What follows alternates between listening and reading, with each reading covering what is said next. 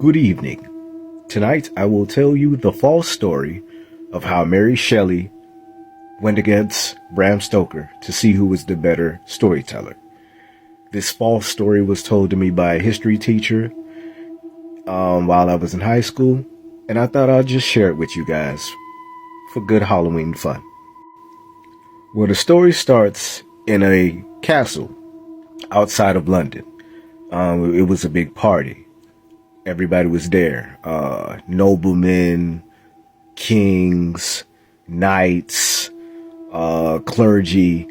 Just one big fun time. Mary Shelley was a special guest, as well as Bram Stoker. Mary Shelley was known in her social group as a lady with a great pen game, while Bram Stoker, he was the young up-and-comer that people were buzzing about. Now, after some drinking and socializing and talking, people were starting to say that, hey, I bet you my friend Bram is better than you, Shelley. And Mary was like, oh, really? So the two get talking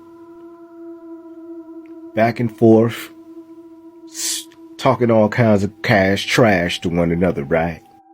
Until finally one of their friends was like, okay, why don't we settle this wager? We will meet in a year's time and see who has the better story. Now, after the first few weeks, Bram started hearing word from friends that, hey man, Mary's first two chapters are pretty tight. But then a few weeks afterwards, Mary Shelley will hear, oh man, Bram's third and fourth chapter was pretty tight. So the back and forth of friends telling other friends and them hearing through friends that one is doing better than the other in different points of their stories.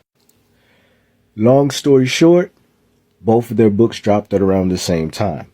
Mary Shelley, she ended up winning the bet because she ended up selling more copies than Bram.